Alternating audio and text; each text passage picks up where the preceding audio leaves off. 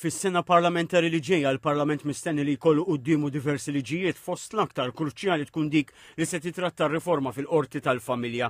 Ma' TVM News il-webs taż-żewġ naħat tal-Kamra jitkellmu dwar il-liġijiet u l-abbozzi kif ukoll il-proċeduri parlamentari li jixtiequ illi jiddiskutu.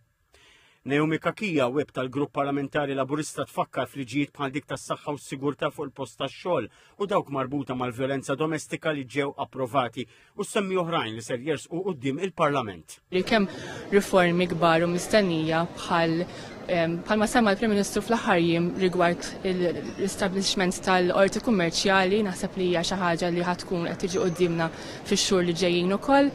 Proċess importanti li għaddej bħalissa bħala konsultazzjoni pubblika fejn tidħol ir-riforma fil-qorti tal-familja li hija riforma li ħatmiss ħafna u ħafna nies, hija riforma mistennija li ovvjament tratta kemm l-effiċjenza tal-qrati tagħna però wkoll tmur lil minn hekk u naħseb li ħajkun proċess interessanti. Twiet li f'din is-sena parlamentari se tibda diskussjoni dwar bidliet proċedurali fil-Parlament. Għodu bil-qiegħda kemm gvern u oppożizzjoni biex naraw x'inhuma dawk l-affarijiet li dun nibqgħu naraw intejbu fil-Parlament, kemm kumitati, kemm fil-proċedura tagħna ta' kuljum, ħinijiet ta' diskorsi, hemm ħafna u ħafna affarijiet, però ovvjament wieħed irid jara din id-diskussjoni l fejn ħadd toħodna. Taraw li f'din is-sena parlamentari se tibda d-diskussjoni. Iva ħatibda żgur. Min-naħa l-oħra l-membri tal-oppożizzjoni x'se jkunu qed jipproponu kemm f'termini ta' liġijiet kif ukoll f'termini ta' proċeduri parlamentari. Staqsejna lil web tal-oppożizzjoni Robert Kutajjar. Per l-oppożizzjoni jibqa' diżappunt kbir tagħna għaliex aħna għandna pratikament għandna 14 l-abbozz imdendel illi ovvjament dawn jitratta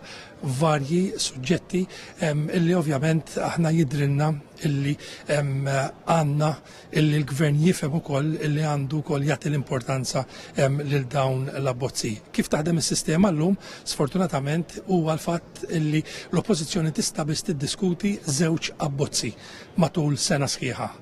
Is-Sur Kutajjar qal li hemm abbozzi fost dawn l-14 li jitrattaw l-ambjent u l-qasam tal-ġustizzja fost oħrajn u appella lil leader of the House il-ġdid Ian Borg biex imexxi bis-sens komun u sabiex dawn l-abbozzi mresqa mill-oppożizzjoni jiġu diskussi. Tlabna bħal pereżempju li jitwaqqaf kumitat parlamentari permanenti tal-ġustizzja. Qegħdin ngħidu wkoll illi l-ħin allokat tal-oppożizzjoni ma jibqax pratikament darba kull 6 xhur imma jkun aktar frekwenti. Il-Wip Nazzjonalista temm jgħid li l-oppożizzjoni qed tipproponi mill-ġdid li kull ġimagħtejn il-Prim Ministru jkollu sessjoni li matula jwieġeb mistoqsijiet mid-deputati taż-żewġ naħat tal-Kamra.